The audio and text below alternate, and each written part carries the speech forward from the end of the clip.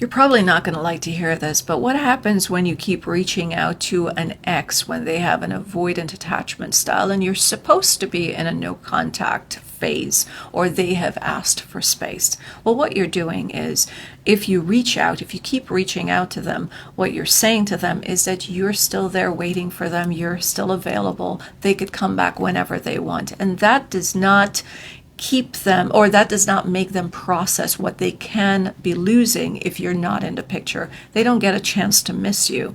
So what they're doing is just getting about their lives, knowing that whenever they're ready to come back to you, if they're ever ready, you're going to be available. So what you want to do is step back, get about your life, keep the no contact, but work on yourself during that time. So when you get back into the relationship, you don't make the same mistakes. You don't have to be responsible for some of the things that happened that you've contributed to in the past. Whatever happens that doesn't go according to how you would like would be their responsibility as well. But first you've got to recognize what you were responsible for in the relationship, and then change a few habits and behaviors.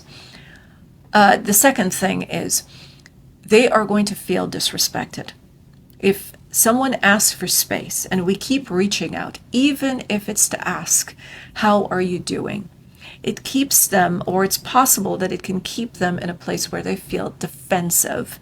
You know, if you've asked someone for space and they keep reaching out to you, chances are you're going to get annoyed.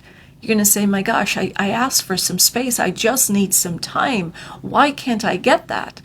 And so the person starts to feel overwhelmed. They start to feel annoyed. And because they're feeling defensive, they feel like they need to protect themselves, they have no chance to miss you, to think about you. Again, the best thing to do is get about your life and know that the more time you give this person, the quicker it's going to be for them to process exactly what they're feeling and make a decision of if they want to come into the relationship again and how they want to come into the relationship.